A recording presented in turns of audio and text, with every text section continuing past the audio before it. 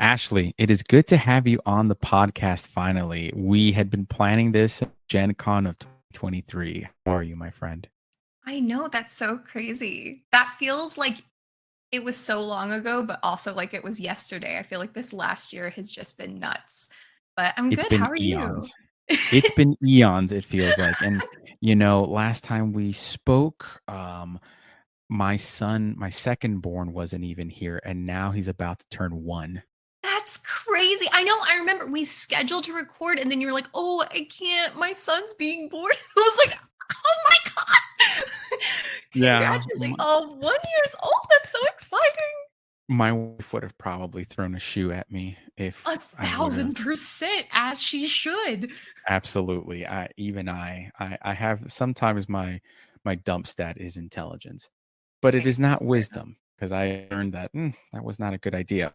No, and in all honesty, like I'm really glad we were able to get together finally and talk and chat. So obviously a lot has been going on lately with the TTRPG community. You've been really busy. I've been busy. We've kind of gone into a lot of GMing circumstances. We were talking beforehand where you're running a lot of great live plays and whatnot. But I need to ask you, how did you get into the TTRPG hobby and industry? I feel like I got in so by accident. It started with drunken arguments in college. Me and my friends would decide we'd all pick a Marvel character and then argue against each other as to who would win in a fight. And then it got more complicated. And we were like, okay, but like in this scenario, this person has an advantage. And in this scenario, so then we had settings. And then the arguments would get so fraught that we were like, okay, we need to have stat blocks that everyone has so that we can like, be strategic about this. And then we were essentially like playing a tabletop version. And I think there was one day we were all looking at each other and we were like, are we playing D&D?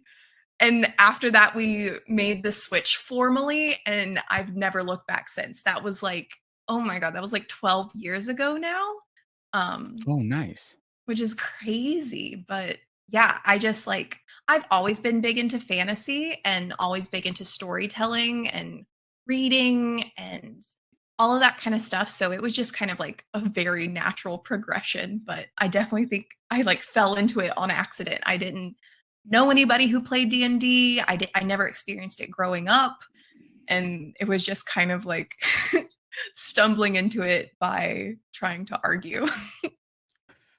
I I call that the comic book effect where in the Mm. in like the comic book stores or like game stores and stuff, especially like growing up, I remember now mind you, I bought my first comic book at a Rite Aid pharmacy. So not Rite necessarily the Aid.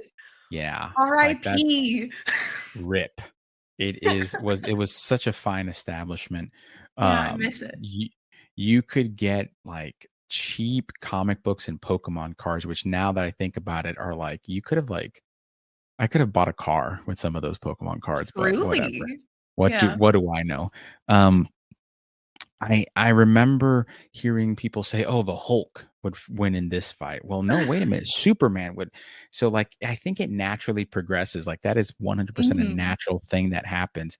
Um, and it's just really funny that you stated how your friends in college would just have these arguments and debates, but I picture it that it's a little bit more like, these like classical debates where you're like standing, you're like, "No, damn it, I have this evidence to show you that this can Okay. happen." Um, Truly, you know, though. it's true though. I mean, and we're passionate about this. But it makes me like think about another question. So you kind of transition into this. Did you say like, okay, are we playing D&D? Who's going to lead this thing? And did they all point to you or who was your GM or I did not start out GMing. We had one friend who was a bit more familiar with it. They were a fan of Critical Role, which at that point I had not heard of. And so they were already kind of familiar a little bit with it. So they were kind of the natural pick. And it wasn't until I saw, ironically, the Critical Role Call of Cthulhu game that Taliesin ran that Oh, I was like, yeah, that's right. it was so good. And I was like, oh, this is a game I can run. Like, and it just felt, I don't know. I love how narrative it is. And that really spoke to me at a level that was like, I think I want to sit in the GM chair. I want to run this Yeah. show, you know? I mean, it has been rumored, I don't know if this is true or not, that although your name is king, you are the queen of Call of Cthulhu. So, I'll take it. I'll take it. I I mean, like it. I would take it. That's actually pretty badass. That's pretty Um, badass. it's and yes, this is this is a show where we always there's a lot of puns here, so just I be love it. warned. Bring Um, them on. I will try. I will try my best.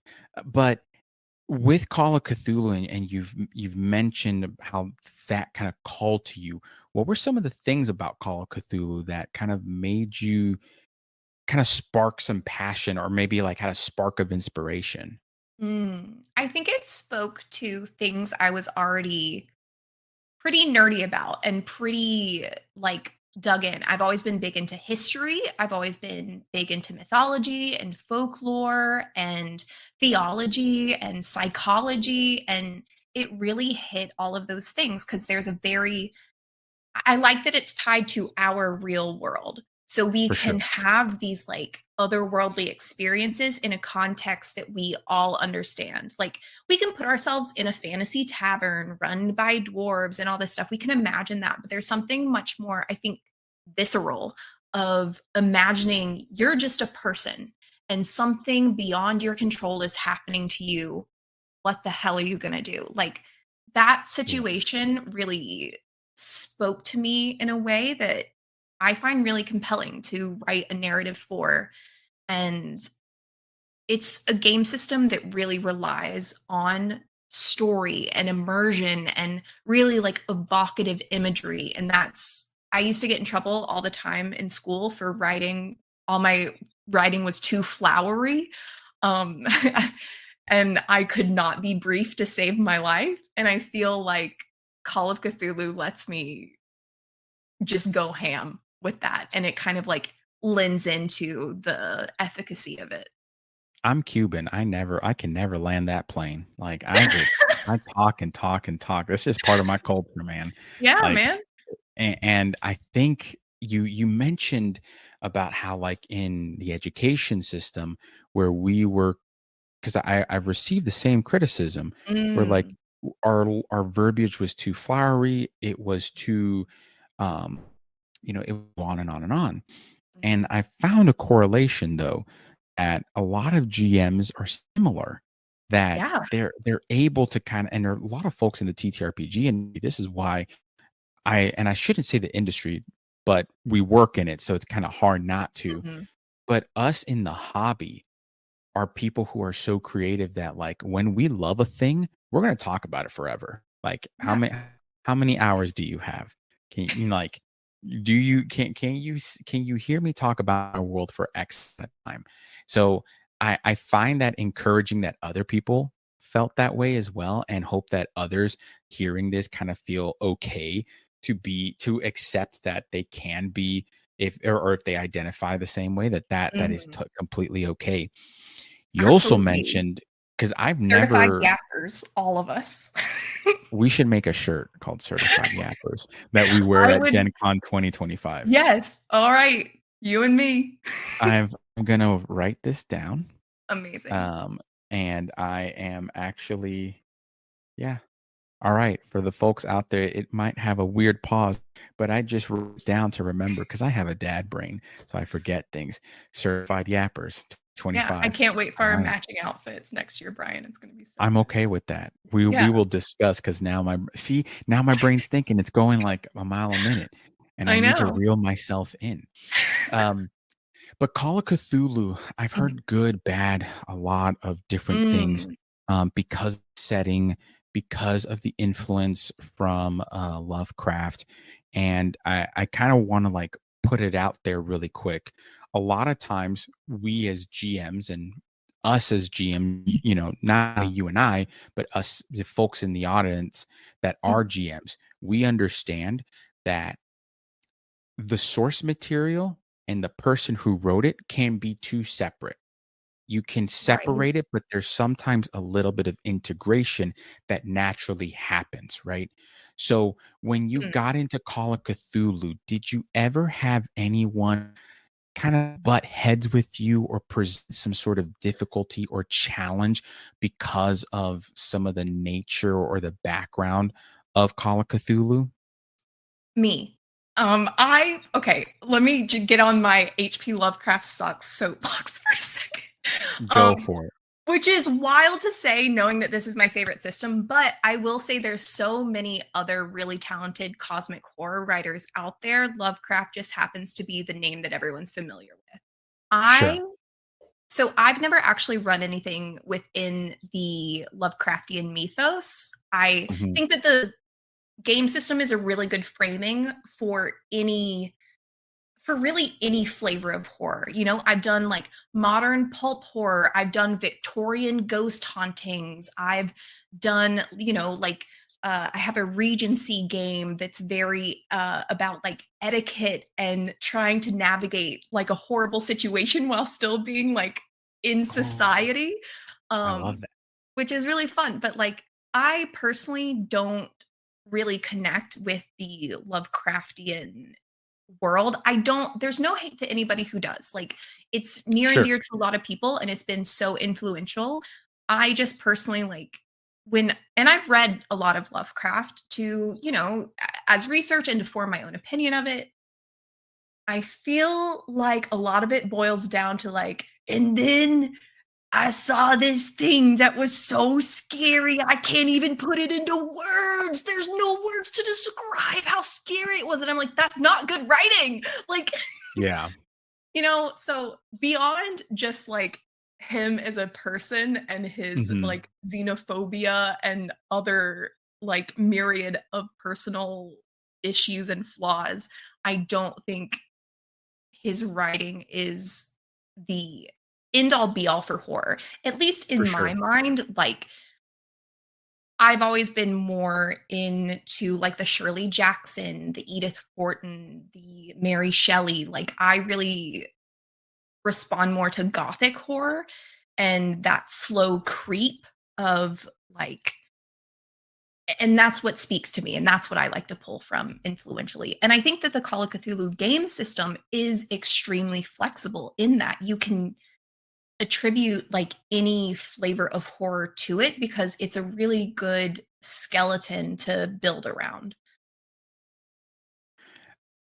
Now, those authors that you had mentioned, I'm definitely Mm. going to place them in the show notes because I do think that they are worth noting for those folks who kind of want to understand and grab research, right? I think that's a really important notion to have because I'll on the send you same, some book recommendations for sure to please do, list. Yeah. please do, because I think that when this is my opinion at least, but we play a lot of D&D. When Mhm. you don't branch out into other systems, you Mm. kinda get held into the only knowing D&D, and that's great, but there are plenty as probably you can see in the background, and for folks that are just listening, trust me, there's a lot of books in my on my shelf, TTRPG books that I can are confirm. sp span thank you, spanning from Vampire the Masquerade, which I think is a Mm. good kind of like Yeah. it's a pretty good system. I like the fact that it calls folks to play the quasi underworld-y type Yeah. game. It really It builds your that's role playing like muscle too. I feel it really relies on bingo. that. It's a tool it adds more tools in the in the tool belt, and that is what it's about. When you are telling stories and you put different frames, which the frames are the TTRPG system Mhm. mechanics, you are adding, the screwdriver, you're adding a hammer, a tape measure, you're adding all these things that will make you a better storyteller. And I feel Mhm. like Call of Cthulhu gets the same kind of, you know, I don't want to say representation, but it gets some of the Mm. same dialogue that Tolkien gets. Where like Tolkien, I think sometimes like we all love Tolkien. I think a lot Mhm. of fantasy people love Tolkien. Yeah. and there's a lot of rumors of and I've actually, spoken about other episodes, but I also want to bring up the fact that like his writing's not the best either. He goes on for like No.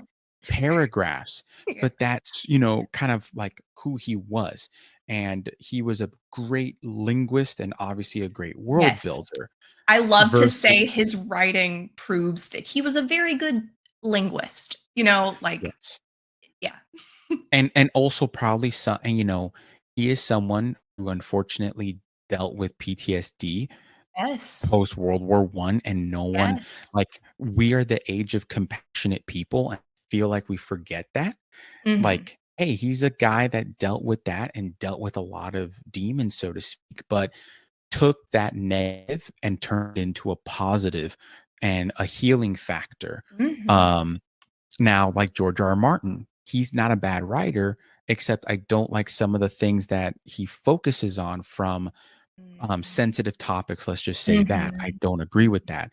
Mhm. Who I Same. actually think is a great modern writer, and people are going to probably think I'm crazy. Rick Riordan, Percy Jackson series. I've never read any of it. That's not an IP that I've, like, encountered beyond watching the new show with my parents, No, that like, you know what? during That's holiday break.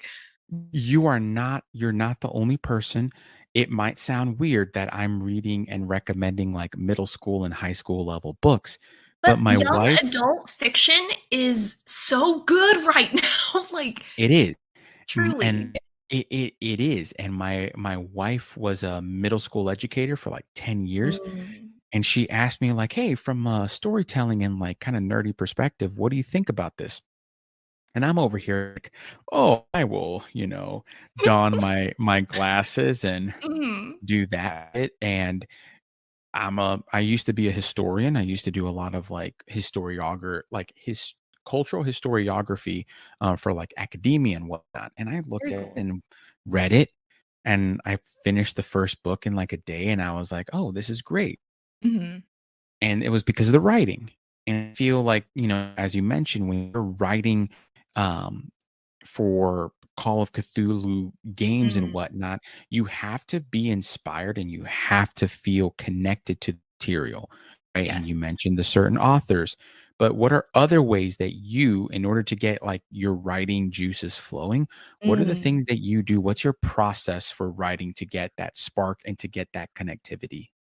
Well, I love that you spoke about Tolkien and his PTSD and, like, working through that in his writing. I feel like Call of Cthulhu, since it pulls like, the very game mechanics pull from psychology. There's sanity, there's mania, there's phobias baked in to the game system, and I like to be very sensitive to those things. Like, I feel like my own mental health is what brought me into the game system because I saw people like experiencing those things, like these compulsions, these like not to get so real, but like I am an individual with OCD and like struggle with, things that are beyond my control. Like it's almost like someone has cast like charm person on me to check my door 15 times to make sure you know what I mean? So like Yeah. seeing that and being able to explore those things as helpful tools to like help steer a narrative and to rather than look at losing sanity as a negative or detriment to gear a narrative around as you lose sanity you gain knowledge into parts of the story and you're able to piece this puzzle together. um, that really is kind of my driving force when I'm putting things together. So, writing for mystery and horror, I start from the ending. Like, I start all of my notebooks start with the entity. I don't know what it is. I don't have to know what it is yet. That'll come to me later. And I start with a setting that really speaks to me. Just recently, I ran a Call of Cthulhu campaign set in Appalachia because that's where I grew up. I grew up with a lot of like Appalachian folk tales and my grandpa coming over and telling like Jack stories and just Oh, like nice. storytelling is so rich in that region and it was something like I grew up with and I have such a like that setting is so evocative to me, so I know I can describe it in a way that's going to be evocative to others. Because I can think about it and smell it and see it, and that's what I try to bring into the writing. So the setting is really important. It has to be something you gel with and something that inspires you. And not to say it has to be something you experience. I also write about like Victorian Scotland, but like I'm fascinated by that setting. And so I'm able to kind of like really dive into the research and everything. So I have an entity, I have a setting, and I decide in that setting what that entity wants, what it wants, and how it's going to do it. And then I start from the end of when like it gets it done. What are the stakes here? And then what could potentially stop it? And I always like my games to have like three options to solve it, where either they can do research, find the clues, and find like a solution in a like library or in like a tome or in some like mythology or something, or they can try to solve it with violence, which more times than not is what people opt for, which is super fun. And I have something for that too that I think is really fun in horror. And then the third is the world can end, it can win. Or I had one game where I had the players like at the end of this precipice, and they had to complete this ritual and sacrifice one of their own in order to like keep this thing at bay. And they called Oh, my dang. bluff, so to speak. They were, I love facing people with an impossible decision, but like they called my bluff and they're like, you know what, we're not doing it, we're just gonna leave. And I start narrating like, oh, and you sail and you like drive off into like the sunrise and blah blah blah blah blah. And they're like, yeah, we did it. And I'm like, and then the earth like cracks beneath you and the world fucking ended. Sorry, can I curse on this?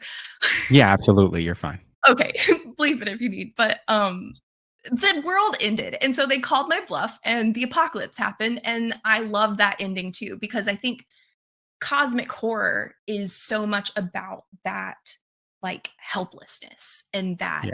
like just feeling small in Yeah. the face of something like massive.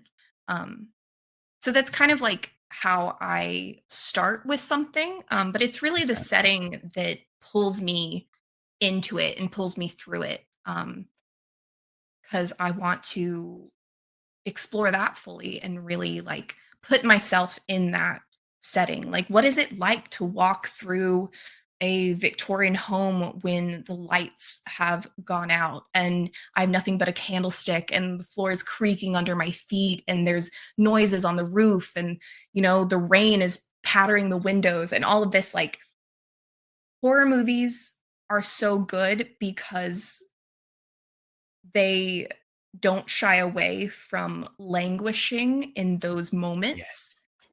And you have to do that. Pacing is so important, I think, in any game. And my advice to like anybody who wants to try Call of Cthulhu is like languish. Let let moments stretch out. Let them build that unease of like something hasn't happened for a minute, and you see them start to get like antsy in their seats, and so like when something the next like triggered event happens, Yeah. it's gonna hit. And that pacing that you mentioned can be the most eerie and can Mhm. be the most anxiety driven thing that anyone can experience. But For sure. holy moly, if you do it the right way, Mhm. you're causing tension and drama that will evoke great emotions. And as game masters, at when hey, we'll see you next session, and you all the players, oh my Like, gosh, that was a great "Oh!" yes, Yeah, that is why we do it. Everything exactly. everything that's done is for that moment. It's For to make sure. sure that the players, because we will have fun no matter what. Yeah. We but when we hear our Mhm. players say, "Oh my gosh, this was a great time and this is awesome." This is why you do all little things. You Yeah. mentioned growing up in like the like, or I shouldn't I was gonna say App State, my bad. Appalachian like area, Yeah. and you mentioned a lot of the folklore. Mhm. Then you also mentioned like the Victorian Scotland, and I know that there's a lot of connection because there's historical evidence that the Highlands of Scotland were connected to. Yes! Yes. Okay. So I was wondering if you've ever linked the two together in your storytelling. Okay, literally, like, okay, I feel like I always set thing I am fascinated by this mountain range, right? It's literally older than bones. Like bones did not exist in like there were single-celled organisms when these mountains formed and nothing else. And it's so wild. But yes, when Pangea Yes. was when everything was together, it's the same mountain range. And so literally I in my okay, spoilers for my Call of Cthulhu campaign. I won't say spoilers, but there is an organization looking for something in these mountains, and there is a professor who is Scottish. And so, like, there's all this buildup, and then finally, my investigators found in his study all these maps with all these X's across these mountain ranges in like Scotland and kind of through there, and then in like the northeast, heading down towards the south of the Appalachias. And so, and that's kind of how that all tied together. Oh, Um, nice. so like, yeah, and it was something like finding this thing that was buried back before the mountains even formed. So like, Oh, wow. somewhere That's along old. that fracture. Yeah. Um, and yes, I love that kind of thing, that like pulling from history and pulling from those facts so that when you have that, I also love that aha moment when your players piece together something that you dropped episodes ago or like way earlier in the game, and then they just like you see it just hit them all of a sudden. And that's Yep. like, oh, it's so satisfying, especially in mystery, because my biggest concern always is like, is this going to make sense? Is this going to come together? Like, have I Yeah. had enough clues? Did the clues make sense? Oh my God. And so, like, when it finally happens, it's like, oh, thank God. Okay. And it's like, Yeah.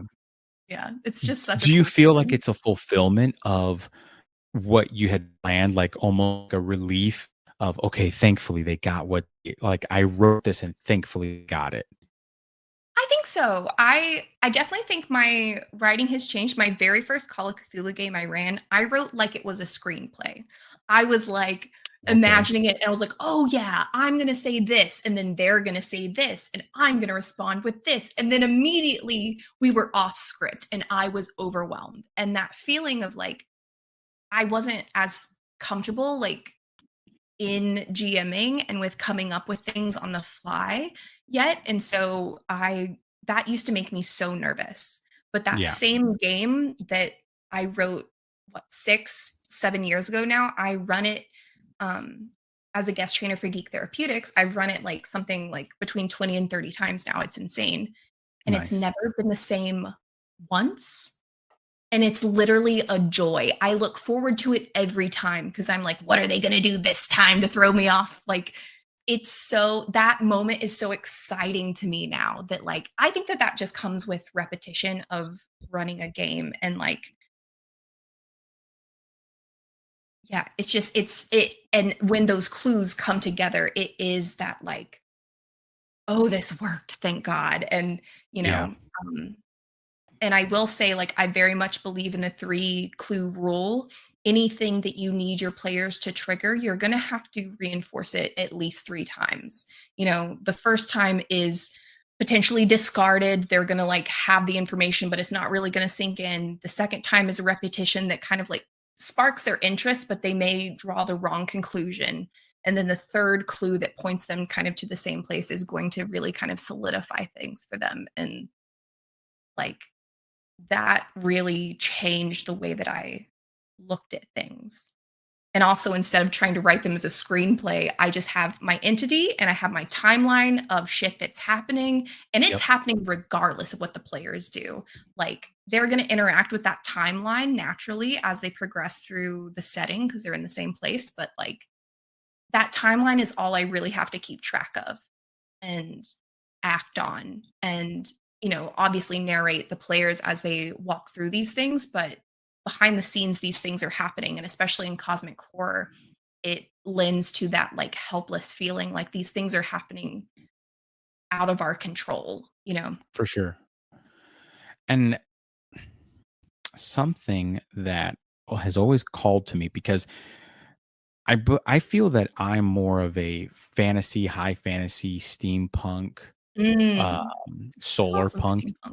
Oh, even. love solar. I love diesel punk. That's Yeah. like, Diesel yeah, punk is legit. And yeah. for and diesel punk is one of those things that it's like not spoken about often enough, or No, maybe I'm it biased doesn't and I get. wish they did. Yeah, for sure. I really wish.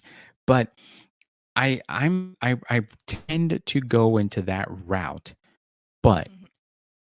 what I also feel we don't talk about often is that you can merge different genres together to Yes. create your custom genre that you want to play in, because we also tend to forget and don't talk about often that the GM is also playing in the world. It's Yes. just that our playing looks different to others than what other players are actually doing, right? The players Mhm. are, yeah, they're playing, but we are playing and wearing multiple hats at the same time. Yeah. That's the difference. So, with that being said, do you have any times where you wanted to kind of merge different genres together? And if you did, could you take me through your experience of attempting to merge and what that looked like? Yeah. I actually that Victorian horror, that first story I ever wrote that I use for training and is the very inspired by like gothic fiction. There are some steampunk elements to it. Um Nice. it kind of started because I didn't understand how electricity worked, and I was, like, trying to do all this research and stuff, and I was like, "Ah, fuck it, it's a steam engine," and, like, kind of just took that route, but then that really informed, like, the rest of the world where it was like, "Okay, yeah, technically they'd have gas lamps, but it would stand out that someone has electricity at this time, like powered, and it wouldn't be powered by a grid. It'd have to be powered by steam or something. And oh, we're in marshland, so there's plenty of water around. And then, the that like engine ends up playing very heavily into the story and Yeah. has to be a discovery eventually. And that's kind of like the climax of this particular scenario. And it like it was this fun mishmash of all of these like source materials that were in my head. There was like these gothic novels. I remember reading a steampunk guide to the apocalypse.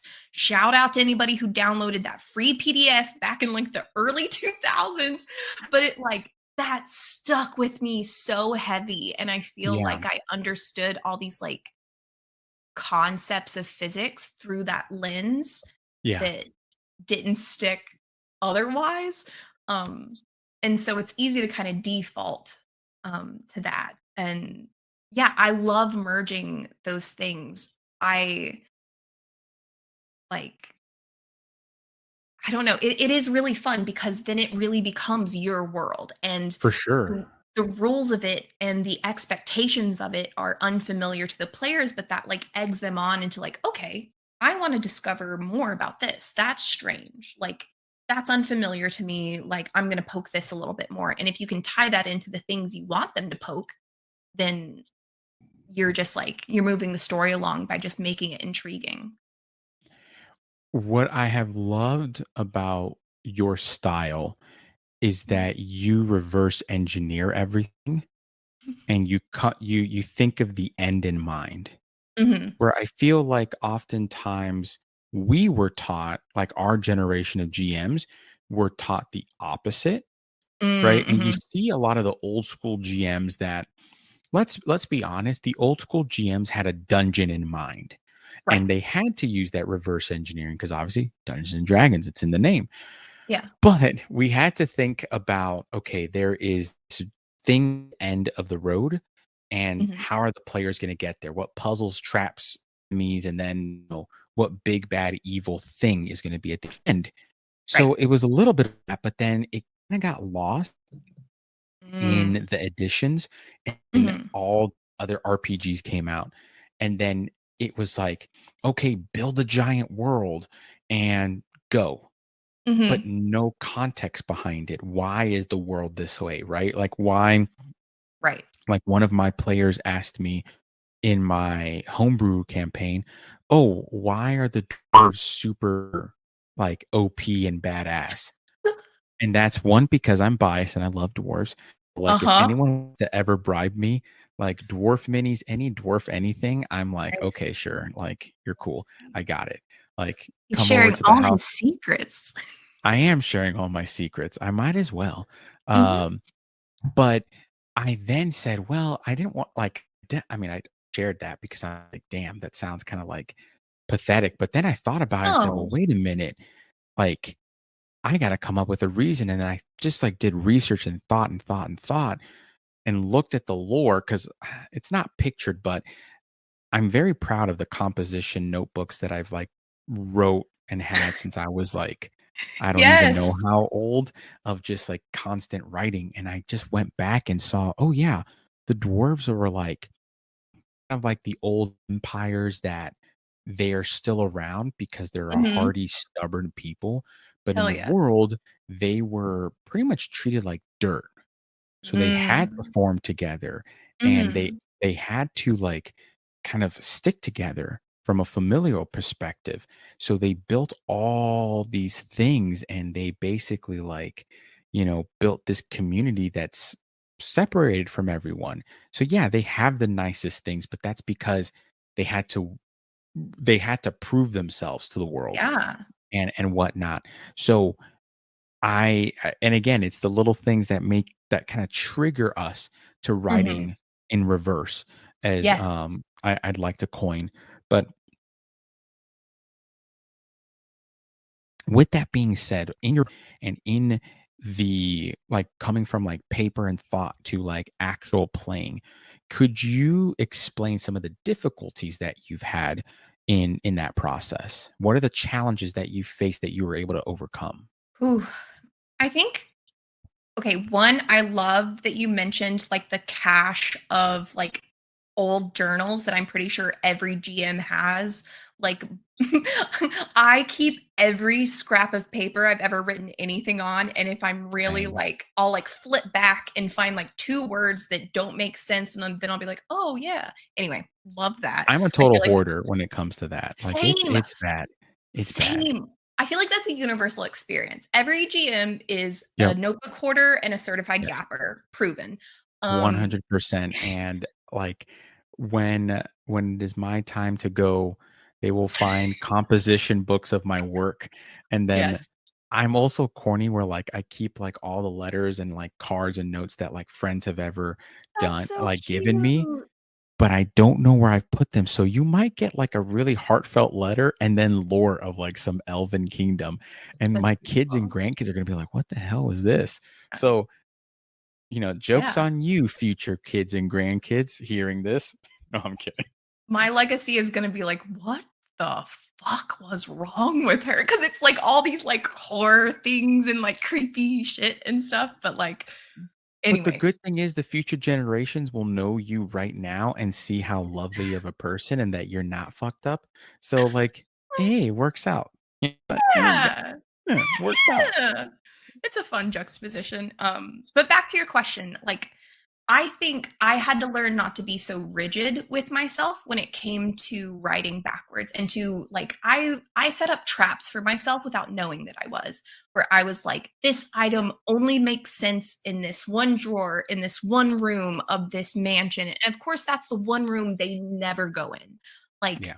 and so I had to be a lot more flexible with how I thought of things and how I conveyed information. The key information I need them to have, I come up with like a quick few different ways that they could get that information. It's in a book, it's in a scrawled piece of paper, it's told to them by some NPC, like whatever. They need that information, they're gonna get it.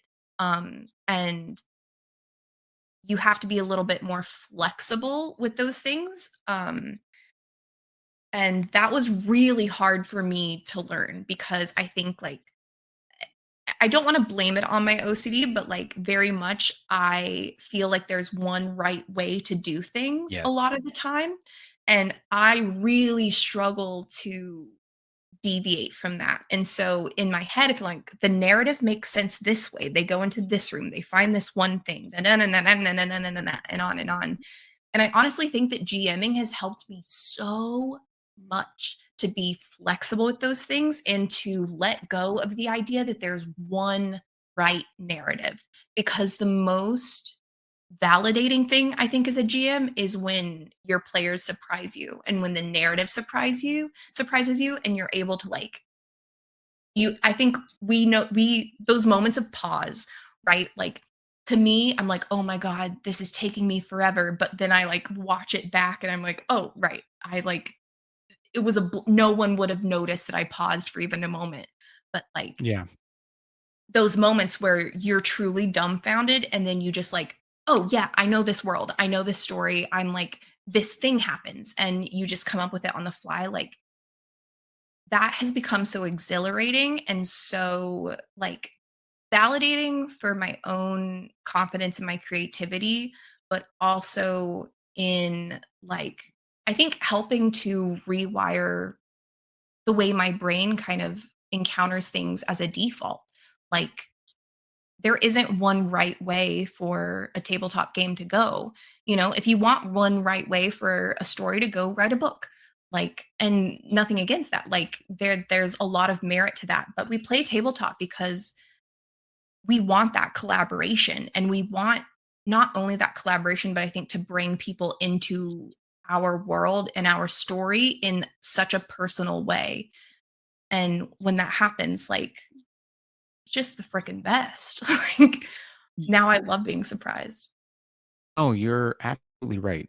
I think that's my theory lately, as I've been kind of contemplating the TTRPG space and the storytelling that we get to play with our, these games that we get to play are so core and central to being human because Mhm. my theory is that we have always been storytellers at heart, right? Mhm. We gather around stories, we gather around food, we gather around people, and we gather around like um faith practices and beliefs. Those are the four main things that humans have Mhm. always gathered around. And Mhm. most of the time we gather with three of those things. Like we hit those things in a D&D night or a Call of Cthulhu, or whatever RPG night you have, you hit Mhm. three out of those four things on average. Mhm. So it's so like centered of our core. And I love that you brought that up. And I love how you brought up the fact that like we can't be we can't be rigid, but more Mhm. importantly, the game teaches us to like be in a state of flow, right? And Mhm. not in this in the academic sense of like, oh, a state of flow is when you're like, so Right. enthralled and working. No, I'm talking about the state of flow where you're able to just like be relaxed and be able Mhm. to go with the flow and be able to adapt, but you're not feeling pressure, nor do you feel um anxiety around it. That Yes. is that is like, in my opinion, the key chef's kiss type of um moment in an RPG. For sure. But and one thing that I do want to bring up really quick is with your experience, I know that you've running a lot of games and you've been writing a lot of modules and stuff. What would be one of the things that if you were to tell your younger self who's Mhm. starting out or someone in the Mhm. audience who is hearing you right now and is inspired to go down Mhm. your path, but don't know where to what would be the piece of advice that you believe is most valuable to share with them? I feel like that jump from being a player to being a GM is not as drastic as I think I thought it was, or a lot of people think it is. The same way that when you have a really good character that you really connect with you and you get lost in them and you're kind of speaking as them naturally and it just comes out of you. Like when you're GMing, it's the same thing. You get lost in your own narrative. And, I'm not going to say that I don't get like anxious as all get out before a game starts. But as soon as I open my mouth, I'm just in it and I'm lost Yeah. in it. And and mm, it's less like steering a ship than playing with a dollhouse. Like, I feel like that's more, Ooh. you have like this environment that's your dollhouse, and you have your players that are these dolls, and you're able to move them around in a way that, you're in control to move them the way that you need to serve the story because you can entice them in different ways. But I encourage everyone to just, if you want to GM and you never have, or if you struggle with like the anxiety of it, like have a setting that you can get lost in the same way that you would as a player, and it'll come naturally. And I will, like, it takes time and it takes repetition and it takes like, I also advise, run the same module, run the same scenario multiple times. Let it be different every time. And that will flex your muscles to where running something new isn't as frightening anymore. And you're able to just trust yourself. I think that's the biggest thing. Just like trust yourself and get lost in it. Have fun with it. And D&D is not, and we know this, D&D is not the only thing you can play or run. You can For sure. run the One Ring if you love, and Yeah, what you mentioned, get lost in what you love. If you love Tolkien, play the One Ring. for sure. Um, if you like cyberpunk, play cyberpunk. Play Cyberpunk. If Yeah. if you kind of like that weird, we're so far into the future, we've kind of gone into like more of a fantasy realm, but with a little bit of tech. Run Numenera. Like run whatever you think. I mean, hell, there's I think G Joe, right? And the Power Ranger I RPGs. think so. Uh there's Avatar the Last Airbender, that by Magpie. Run what you are going, if you could talk about the setting or that world for hours, or what you feel like you can for hours, Yeah, that's the setting you should run in. And that's what exactly. you should dive into. But the last question I want to ask in this interview is, if you could potentially meet one particular author or person that's inspired you in your gaming, and if they knew how to run system of your choice, who would that person be? Oh my God. You know, I'm going to say John Carpenter. I would love for John Carpenter to run me through a Call of Cthulhu scenario. I think that he is such a master of that slow creep. If you want to study like horror and pacing, watch The Thing. Watch The Thing. It's the best. Like, that slow creep is so important to like, and that languishing again, like it's so, and he's so good at it. Like, Yes. that would be it. That would be it. I am such like a sucker for like 80s and 70s horror movies. And so like that just, it speaks to me. Very good choice. I love that. Mhm. That actually, damn, that's really good. Wouldn't it be so good?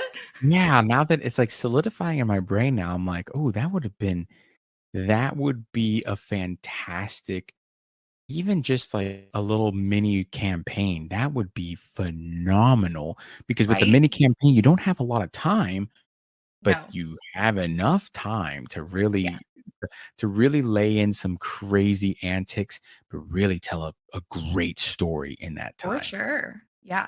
That's why I That love was a one shot. I love the limit of a time to like, really push a narrative forward, and like, yeah, study horror movies, study a 90-minute movie. Like, it's so good.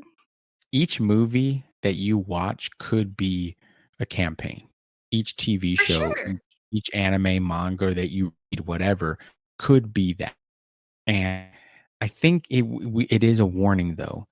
When you start looking at media that way, you will You can't stop. you can't stop. No, you start dissecting like, "Oh, I see that they're like, okay, now we're going into our 3rd act and like they're doing it this way. Oh, that's so interesting." Like I dissect everything I watch now, but it's fascinating to think of that way and you learn a lot of tricks by the people who have done it before you and that's any art form. My wife, she has now like she just gets it, but I would 100% ruin movies because I No, knew what was gonna happen, and I you're the was like, worst kind of movie watcher. I know it was bad because she was like, I "What do do you the think's gonna same thing, but happen?" I don't say it out loud. Oh, no, I never said it out loud. Okay, okay, Trust no, okay. no, no, I never said it out loud, Okay, that's but good. I she take would that back say like, then.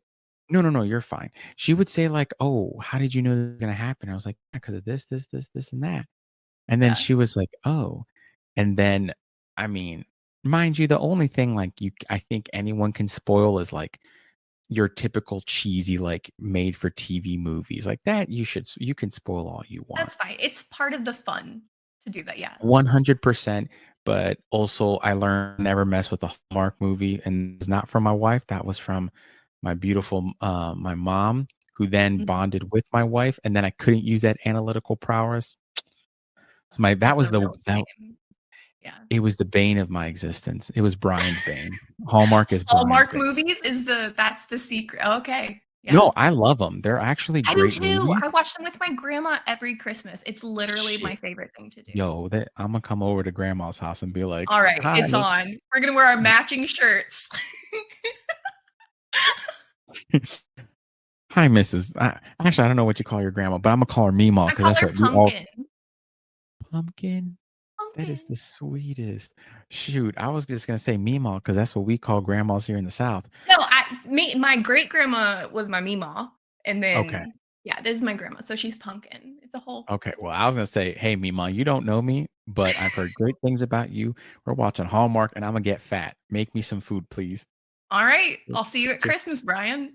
yo, I'm alright. Imma bring my wife and kids too. The kids are irresistible, so that the rest of your family be like, "What the fuck?" I No, love just chilling with kids. Yeah. yo, it happens. But no, thank you so much for being on the podcast, on the show, Thank you. the tangents, puns, and all. I really do appreciate it. We try to have a really good time here on the show, and we really try to foster a community of folks that are like-minded. So, for those that are listening, please, please, please check out the show notes. I will be linking all of Ashley's social medias, and to catch you, whether it's on Twitch, Instagram, or all the other lovelies, you will be on there. You'll be linked there. But where do you predominantly hang out if you want to plug something now? Oh, wow. Um, oh gosh. Well, I stream with the Swole Initiative network. We have an ongoing D&D campaign. You can watch me as a half-elf sorcerer with a little Cthulhu flavor. Ooh, Yeah, that's pretty fun. That's on Thursdays, and that's been ongoing. That campaign is so fun. But yeah, I have some other fun, creepy things coming up on that channel. And you can watch my full Appalachian horror campaign on YouTube. It's called The Hollow, and you can watch it on the Swole Initiative Network YouTube channel. hell Yeah. yeah, that's awesome. Well, I appreciate you coming by. Thank you, folks, for listening. As always, um, it is some crazy times that we're living in, but Mhm. as I always like to say, remember to be kind and compassionate to one another because we're all going through this, but we can all go through this together in a better way. We love you. We hope that you do well. You have a great time gaming wherever you are in the world. But more importantly,